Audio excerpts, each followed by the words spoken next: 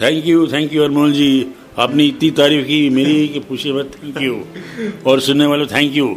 मेरी इतनी तारीफ सभी सुनता नहीं हूँ, लेकिन अनमोल जी ने बड़ी तारीफ की मुझे। Joy sir, if I am not wrong, जब शुरू में आप कॉलेज में थे तो उस समय में आपको कोई इंटरेस्ट नहीं था, ये फिल्मों में आपकी एंट्री कैसी हुई? मुझे अचानक क्या हुआ था कि मैं तो टेनिस खेला करता था और कुश्ती लड़ा करता था कॉलेज में। एक पिक्चर मेरे पिताजी बना रहे थे। मेरे पिताजी बहुत मशहूर इंडस्ट्री के प्रोड्यूसर थे, पिलर थे इस इंडस्ट्री के। बिल्कुल। तो वो एक पिक्चर बना रहे थे हम हिंदुस्तानी, जिसमें डायरेक्टर थे राम मुखर्जी, मेरे बड़े भाई, जिसमें दो भाइयों की कहानी थी।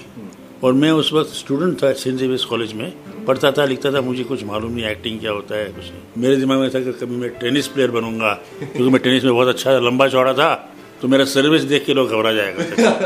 तो मैं सोचा कि एक दिन मैं टेनिस स्टार बन जाऊंगा। तो एक दिन मैं स्टूडियो में गया तो लोगों ने मुझे देखा वहाँ, देखा कि मैं कुछ लंबा चौड़ा हूँ।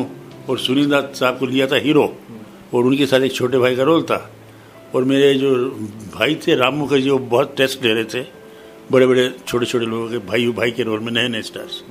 मगर सब लोग मुझे देख के चिल्ला रहे थे कि ये सुनील दत्त है, क्योंकि मेरे छोटे छोटे बाल थे। और मैं एनसीसी में जाया करता था। उस वक्त एनसीसी में बहुत छोटे बाल रखने पड़ते, मिलिट्री कट।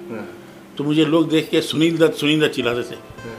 तो राम मुखर्जी मेरे भाई ने कहा मेरे पिताजी को कि मैं जहाँ जाता हूँ लोग कहते जॉय को देख कर के ये सुनील दत्त है, और मैं इतना टेस्ट छोटे भाई का रोल का ले रहा हूँ, लेकिन मुझे मज़ा नहीं आ रहा। जॉय करेगा तो बड़ा अच्छा होगा, मेरी पिक्चर अच्छी बनेगी हम हिंदुस्तानी। तो मेरे पिताजी हंसना शुरू कर दिया, कह रहे थे कि बेवकूफ़, वो मनाना कौन मनाएगा उस गधे को, तू मना सकता है क्या? तो कहता मैं कोशिश करूँगा।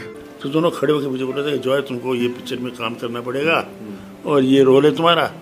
आप यकीन कीजिए नहीं, मैंने किताब उसी वक्त बंद किया, पढ़ रहा था और रोना शुरू कर दिया 1 घंटे तक। क्या बात है? सच, मुझे मालूम नहीं कुछ क्या कह रहे, मैं रोना शुरू कर दिया। और लोग हैरान, मेरे पिताजी तो भाग गए डर के मारे।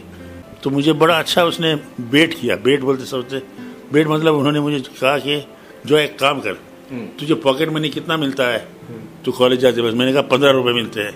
अच्छा, अगर मैं तेरे को 200 रुपये दूँ तो करेगा मेरी पिक्चर में काम? मैं उछल पड़ा कुर्सी से। मैंने कहा 200 रुपये में तो पूरे स्टूडियो में झाड़ू मारूंगा मैं। एक्टिंग तो छोड़ो, कोच भी कराओ मेरे से। 200 रुपये में तो महाराजा बन गया मैं। और आज भी वो 200 रुपये मेरे लिए इतना माने रखता है कि आज लाखों रुपए जब आते हैं ना, वो कुछ नहीं उसके सामने। क्या बात? कि वो 200 रुपये में, सच, वो 200 रुपये में 1.5 रुपये की सीट, 2 रुपये की सीट में पिक्चर देखा करता था। वो 200 रुपये में जाता था, घूमता फिरता था, अच्छे अच्छे होटलों में जाया करता था।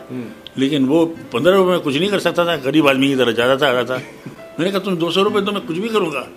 उस 200 रुपये में मैंने पिक्चर साइन किया, हम हिंदुस्तानी। क्या बात है? हाँ, वो वहाँ से मेरी करियर शुरू हो गया था।